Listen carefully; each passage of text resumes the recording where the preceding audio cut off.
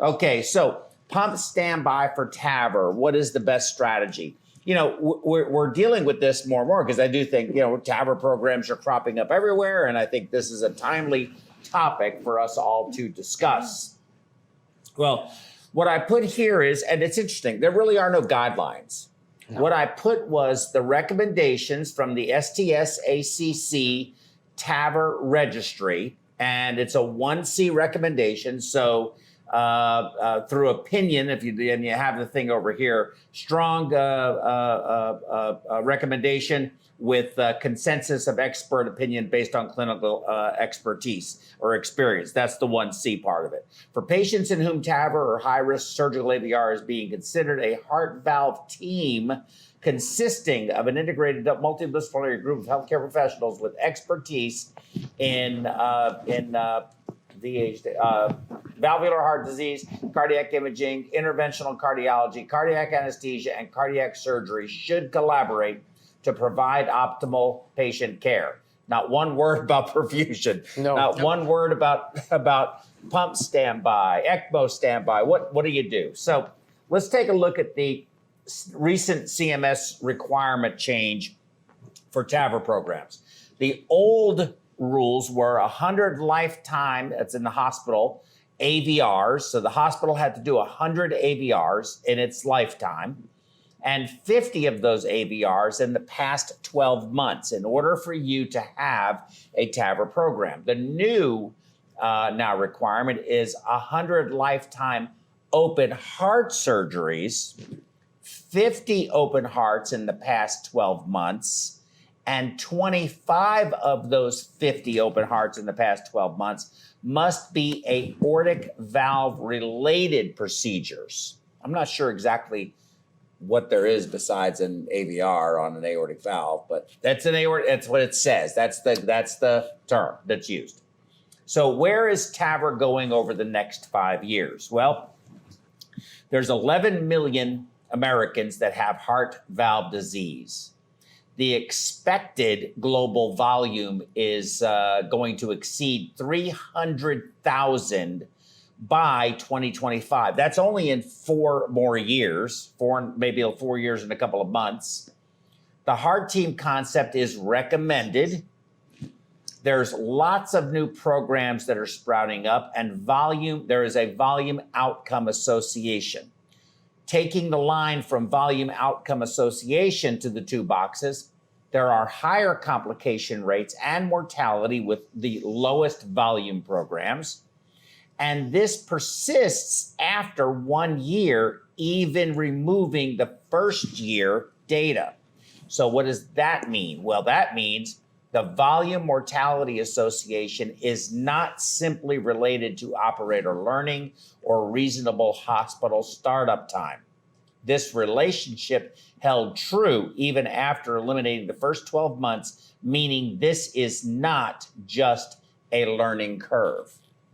Hospitals that do very low volume TAVRs do not have as good an outcome as like anything else. Practice makes perfect. Don't we say that all the time?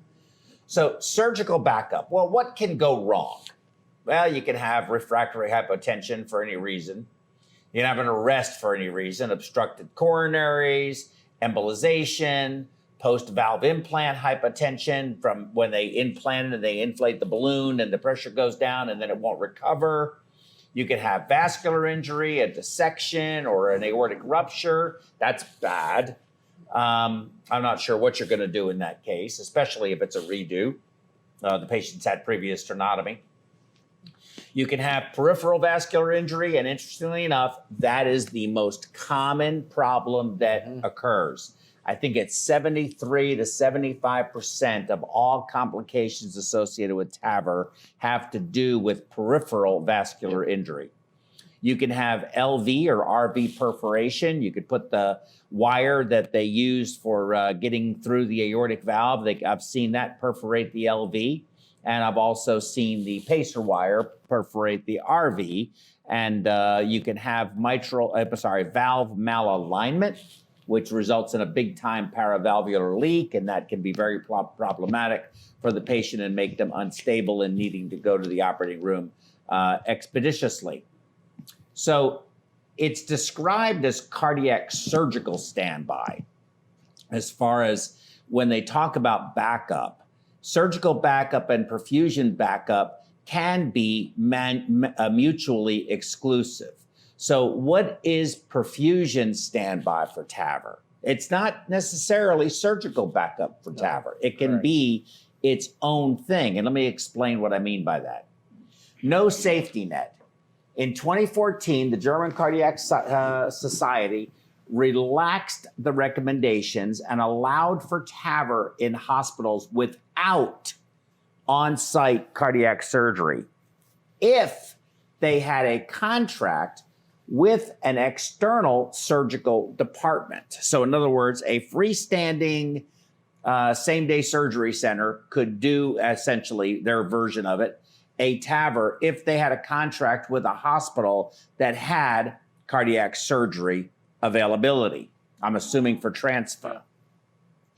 They looked at a total of 17,000, almost 18,000 TAVR cases in 97 different hospitals within Germany between the years of 2013 and 2014. 1,300 or so were treated at hospitals without CV surgery. That was 22 hospitals. 16,500 were treated at hospitals with CV surgery, and that was 75 hospitals.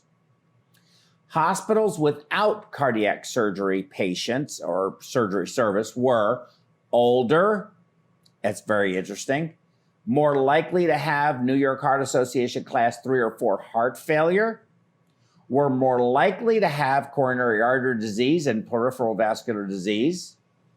There was no difference in major adverse events or mortality, and many others with similar results were reported. In fact, in Austria, and I won't do the actual talk, but Dr. Mack, in this case, from up at Baylor Plano, who's, probably one of the grandfathers certainly of TAVR, made a comment that said TAVR without surgical backup on site is a disappointing step backward.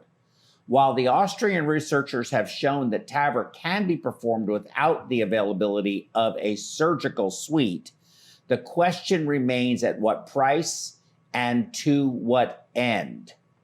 Now, let me make a couple of comments about that. First of all, is it surgical backup that's needed, or is it circulatory backup that's needed? Well, my opinion about this. Major events with TAVR are infrequent. ECMO backup, at the very least, used cautiously because it can open a Pandora's box. You put them on ECMO, and now what do you do with them when they're probably not survivable? So you've got a problem. You have to be able to, you have to have a plan in place with what you're going to do before you do it. And it's not that hard to have those discussions ahead of time. When you just don't even bother contemplating that this could happen, and it does, and you go ahead and put them on ECMO, you can very well find yourself in basically on a bridge to nowhere. Restrict non-cardiac hospitals to patients deemed non-surgical candidates for any reason. If you're not going to operate on the patient, no matter what happens, it is very, very, very possible to still have, and I think this is a real benefit to us as perfusionists, because it's kind of like the on-pump, off-pump whole thing, if you remember, we're going to be able to do this without you kind of thing. Mm-hmm. Well, we don't need a heart surgeon to put a patient on ECMO. Cardiologists can do it all, do it all the time. So if you use ECMO in these patients who are non-surgical candidates, just to get them through the procedure, provide the circulatory support until the valve can be implanted and then wean them off, that easily can be done pretty much anywhere. You don't need to be in a cardiac surgery hospital, nor do you have to have a cardiac surgeon present at the time you do it. So, but I think you have to be reasonable and restrict it to those, it'd be nuts to throw the patient on an ambulance and try to drive them under extreme circumstances to another hospital to be rushed to the operating room. So if they're not going to go to surgery, I don't know why they have to be in a hospital that has surgical capability. Cost will likely be a major factor, I believe, in this decision. So I think that as costs come down, if they do, I think that you will see more TAVRs, and I think that the longer you will see it being a joint cardiac surgeon and cardiologist endeavor. Generally speaking, I think that having both there, you know, I have not seen it frequently be a benefit. I just, you know, at least that's my impression. When there's a vascular injury, I've seen it be a benefit. When it's a decision about what are we going to do with this patient now, are we going to take them to surgery, with them being right there, I think it's a benefit. For the technical aspect of implanting the valve, the only reason why there's I believe that the only reason there's a cardiac surgeon there really and just not available is because CMS will not pay if the cardiac surgeon is not scrubbed in the room and up at the table while the implant is being done. Tort reform and protections will have to be worked out and enacted. I mean, at the end of the day, there is no way here in the United States that you're going to see even the most high-risk patient that is being done strictly for palliative care, putting a TAVR in the patient. If you did it in a place that didn't have cardiac surgery and weren't everybody right there, even with adequate what's it called when they do the when you consult them, when you give the risks and complications? What am I trying to say? What's that? What's the word you use? Just not disclosure, but you know what I'm trying to say. I can't think of what I'm trying to say. But giving adequate, telling them the risks and complications, informed consent. That's what I'm trying to say. Yeah. Without even with perfect informed consent, the suits are still going to fly. So that's basically it. So there's my talk. Was that short enough for you, Stephanie? Was it? Well, I went to the bathroom while you were talking. Oh, then I was clearly too long. Okay, so since we're here, thank you. Yeah. The audience. Thank you. The audience. Somebody in our vast audience has a question. Could she have the microphone, please? We have a microphone. Can you reach her back there? Thank you. Is it on? Hello? Can you hear me? Yes. Okay, sorry. Joe, my question is, for the patients that are non-surgical, do you think it is a viable use of ECMO or support for compassionate care just so the patient can say goodbye to their family? Do you want to pass and you don't? I mean, no, I don't. I think that's for that reason, no, I wouldn't think so. But I do think there are patients who are non-surgical candidates for a host of other reasons that, are getting a TAVR, and how much time that gives them, whether it's 3 months, 6 months, a year, or whatever they're anticipating it actually providing them. And the ECMO is used only in the event if the patient becomes unstable to complete the procedure and then wean off of ECMO, so basically to facilitate the implantation of the valve. I think that would be, in my opinion, an appropriate use to like an established amount of time that it's going to be used. To put the patient on ECMO in just to put them on ECMO so that the family could say goodbye to them, I think would be, though I could understand the emotional aspect of that, but I think that it would be improper. I don't think it's appropriate. Why? Why would you? I mean, why? I just don't think it's appropriate. I don't think it's an appropriate use of resources. We don't have enough of them as it is. So I think you're exhausting resources. I mean, I'm not sure. Maybe I'm not understanding your question. but Well, what are I you guess trying to are the say? needs of all supersede the need of one. So if a family wants to say goodbye to their mother or brother or sister, They probably should do that before they go. If they're that high a risk, they've probably said goodbye to them before they went back to the back. And just because you have ECMO, what are you doing? You're messing with me? Is that what you said?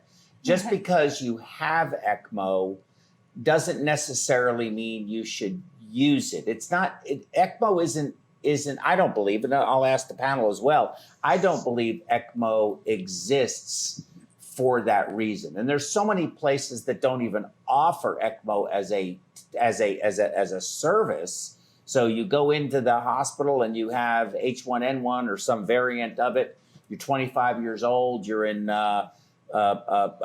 complete pulmonary failure. They're maxed out on the vent. And I've actually been in hospitals where they didn't provide ECMO. They weren't going to transfer the patient. They were too unstable to transfer. 25-year-old young man, and he died. That's it. So there's so many hospitals that don't even have ECMO. That's why they anticipate so much growth, because I think those hospitals are going to have it. The community is going to demand it, but you still have to use it appropriately.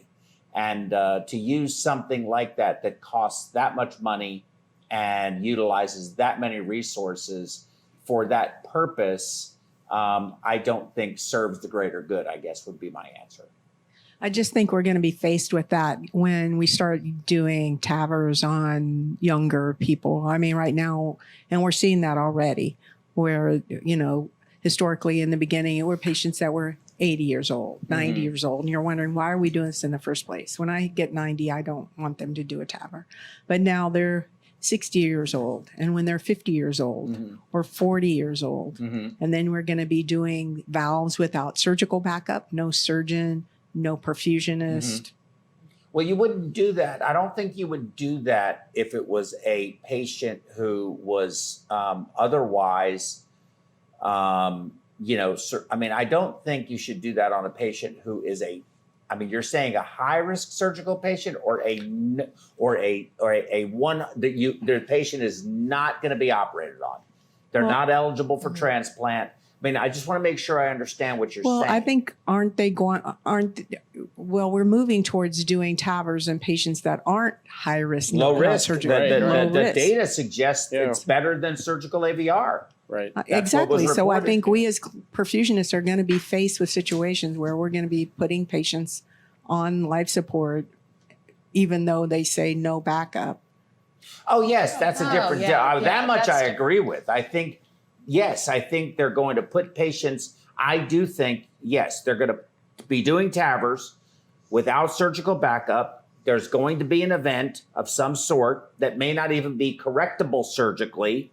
The patient is going to be put on ECMO, and they're going to be young, and then they're going to that patient is either going to succumb to their problem.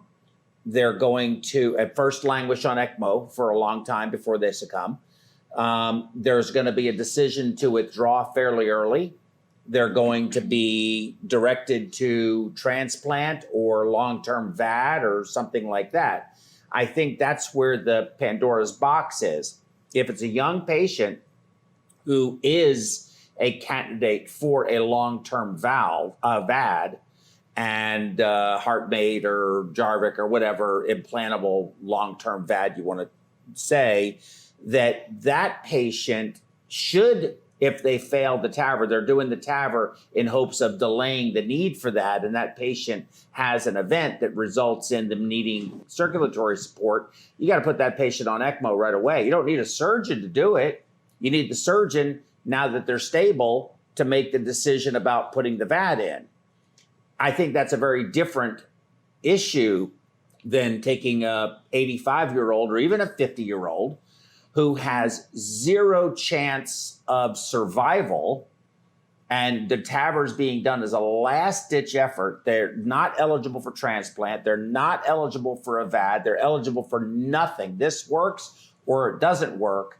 To put that patient on ECMO for any other reason than to facilitate the completion of the implant procedure and then wean them off is, in my view, not a responsible use of that technology and the resources. That's my opinion. But I do think, Joe, once you have them on ECMO to stabilize and complete the procedure, if they're too unstable to come off, I doubt that they're gonna not give time. Well, they have to give some 2 time. days. They're not gonna be like, this, it's over, so we're just gonna. Well, no, I didn't say that. I'm not saying that. I'm saying, I think a few days, it is going to happen. I mean, not weeks, right? where I we agree. see that Right. too. That's what I'm. 3 to 5 That's what I'm days. talking I about. agree. I think the point you're saying is there needs to be an established idea Right. of a time range Right. that you're allowed to Agreed. recover, and not have someone who we know we can't get off and there's no other option for him Agreed. just on. Right. Agree. Right. That's what I'm saying. Yes.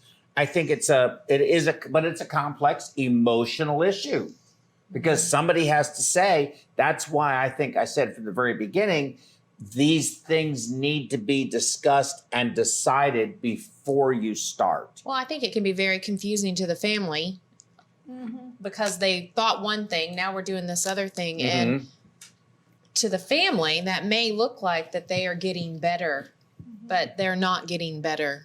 They're just being maintained. I think, Right. I think what we're doing wrong is we're leaving the decision up to the family. Right. And I think it should be more set that we'll give them 3 to 5 days. If there's no improvement, we withdraw. But it seems like every time this happens, we have to push the family to make that decision. And that's where it becomes really difficult and ethical. Well, I think you're right. And I hear that a lot. And I've seen that a lot too, is that, and Deb, maybe you can even, you can add to this part of it, is that we're sitting there with a patient who is just very, very, very sick, looking really bad.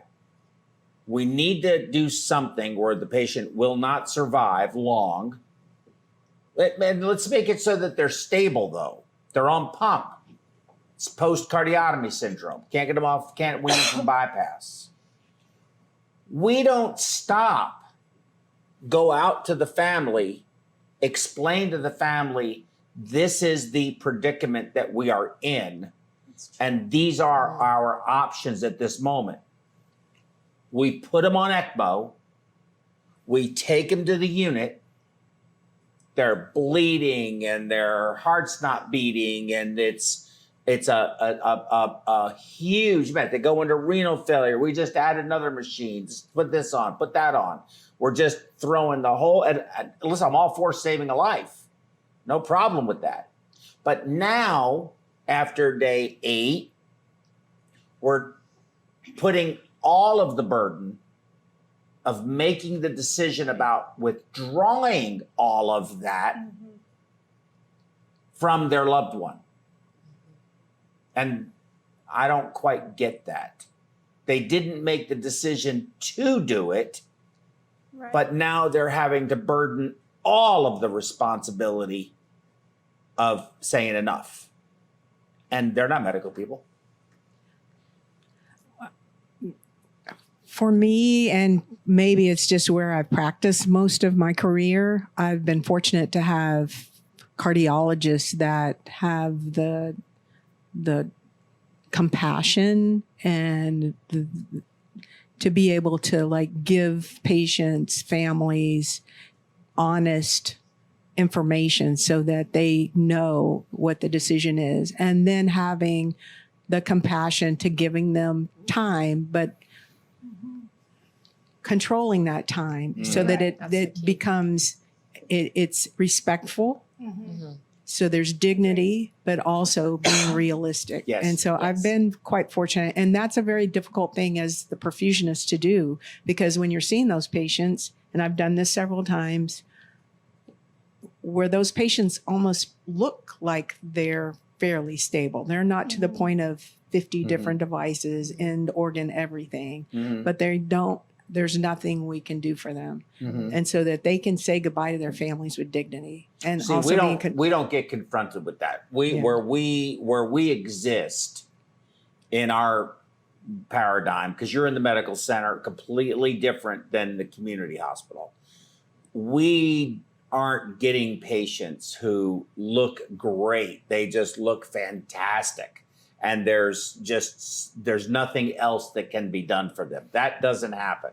It's not that they look great, but I mean, we don't keep them on for months until you get to that situation. Yeah, so. ours are just not like that. They're generally either coagulopathic or they're multi-organ failure. They've already blown up like a balloon, water balloon. They look horrible, and it's bad. I mean, I have actually had a case, and it was here in Houston. I won't say where. And we were on ECMO for so long on this patient, post-mortem, that the venous blood gas and the arterial blood gas were identical. There was zero metabolism. And that patient was still on ECMO for at least another 36 to 48 hours. So that wasn't the point when that should have ended. It was days prior to that. And therein lies the problem with ECMO is a great tool. I say this all the time about ECMO. I say it about TAVR. I say it about Impella. I say it about anything. There are appropriate uses, and then there's marketing use. And I think going to your AMSECT ethical canons or canons of conduct, that we have to be involved in saying, whoa, wait a minute here. Why are we doing this? Is this really appropriate? It may be that it is appropriate, but there's some that are pretty questionable, and there are several. It doesn't happen often, but when it happens, it's dramatic, where you're really going, this is ridiculous. We should not be doing this. But what do? Reviews? Anybody got any ideas? Well, what do you think? I mean, you know what my position is. Rodell, you've been really quiet. You got this bow tie that has fleur-de-lis on it. Yeah. And you've said almost nothing. So, so Debbie asked me about this situation, and I gave my opinion about how I felt in terms of the utilization of ECMO. What say you? No, I hear what you said, and actually I totally agree with it. You know, ECMO is a great tool, but it's not a tool where, you know, you need a bridge. It's a bridge. I mean, I need it to go somewhere. You can't just throw somebody on ECMO. I mean, I've sat there and I've watched a patient, you know, just expire, you know, after a triple valve here in Houston. And I knew they weren't going to survive. The family knew. The surgeon knew. Everyone knew. And we just kept going. But that's just, you know, that's clinicians in us. Mm-hmm. And then we talked to the family, and they said, no, we can't handle it anymore. But, you know, and a couple hours later, the patient expired on their own. Mm. So it's tough. You know, I've seen both. I know. Well, I'm going to take these purple beads, and I'm going to throw them to you. And let me see. And I've got pink ones for the other lady over there. Okay. Oh, you're getting them. You want to come up just for a second? You're getting them. So tell us. Well, you know what happens? What you got to do when we hand you beads. This is New Orleans, okay? Ask a question. Ask a question. This is PG. No, oh, come on. So what's your opinion? What? I should have dangled them first. I'll throw you some beads, lady. Okay. Come on. Okay, so what's your opinion? How do you feel about my position? Agree, disagree? No, I agree, but you know, in that moment, even when you know people say goodbye, and it's still different. It's different when you say goodbye, but then when you know it's goodbye. Yes. Mm-hmm. That's hard. It is hard. And we've all watched families go through that. And so to make that decision, Yeah, and that's when I'm glad I'm the perfusionist and not the physician. So yeah, it's tough. Well, I see both sides. I don't think you should put someone on ECMO just so the family can say goodbye to them. But I do think if they're already on ECMO, they are in a stable enough condition on ECMO that we can give the family that respect and time. But it does need to be limited. I mean, we've waited days for people to fly and work 2 more days and then fly in. Let's wait till the weekend. It should be limited, like it's time. So if there's anyone that wants to come in the next day, say goodbye. I think that's appropriate. I think it is too. And this may sound a little harsh, okay? And it probably is. But it's my philosophy. It's, my philosophy on life. It's nice to be able to do that for patients. And I do feel a compassionate person. I care about people and I want people to, do well and have dignity and all of that. It's important. But we die. It's plain and simple. We die. Do you know how many 18-year-olds, and I know you do, but I'm saying this just rhetorically for my own edification, not lecturing. 18-year-olds, 19-year-olds, never had a chance to say goodbye to anybody, died on the beaches of Normandy, died in Fallujah trying to take that crummy ass city, died on a hill in Vietnam, just wasted, just wiped out, just killed right there on the spot. Parents back home have no idea they've just been killed. Them dead. Nobody says goodbye. Firefighters, the people that died trying to save people in the World Trade Center. The car accidents, 3,000 deaths on Texas roads already this year, if not more. We die. And I don't like it when I feel horrible when someone dies untimely. But I also feel that if we don't start recognizing futility and accepting that futility is real, we will burn out all of our resources, all of our ability to provide care, and people who are actually very salvageable won't be able to get a service or a procedure or something, and they're the ones that are going to die too. It's just that if you want Joe's philosophy, not that you asked for it, but I'll give it to you. That's how I feel. Well, I think it goes back to what Tammy said, and I think we all agree on this. We need to, and you said this, we need to have this conversation and have criteria developed before we start implementing any type of treatment. And ECMO especially, it just seems like, depends on where you are. And I watch it in my own institution. It just depends. Some physicians, if you sneeze, they're going to put you on ECMO. Others stick to, they have developed criteria for when you go on and when you come off.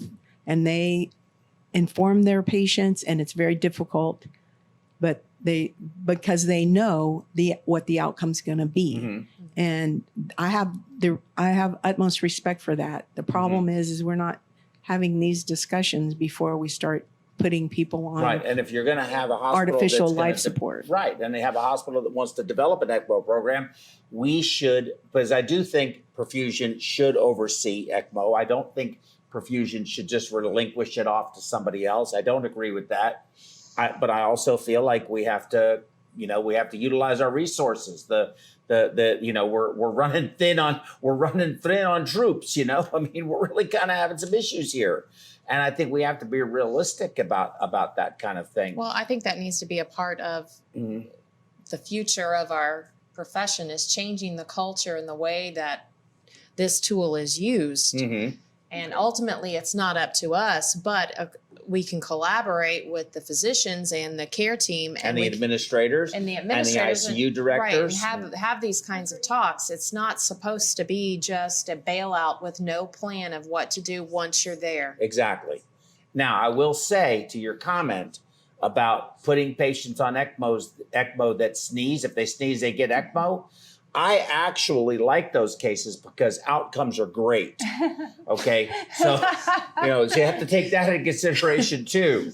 All right. Good. So just kidding, everybody. Okay. No, we shouldn't do that either. But again, it's a tool. It's a good tool. It is, I think, being not overused.